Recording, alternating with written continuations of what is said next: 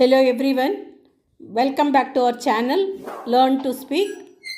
Today we are going to see some common action verbs. Please subscribe our channel. Swim, ಈಜು, climb, ಹತ್ತು, drive, ಓಡಿಸು, cook, ಅಡುಗೆ ಮಾಡು, clean, ಶುದ್ಧ, play, ಆಡು, study, ಓದು, think, ಯೋಚಿಸು, laugh, ನಗು, smile, ಮುಗುಳು ನಗೆ, blink, ಮಿಟುಕಿಸು, listen, ಕೇಳು, touch, ಮುಟ್ಟು, feel, ಸ್ಪರ್ಶ, see, ನೋಡು, hear, ಕೇಳು, taste, ರುಚಿ, smell, ವಾಸನೆ, push, ತಳ್ಳು, pull, ಎಳೆ, lift, ಎತ್ತು,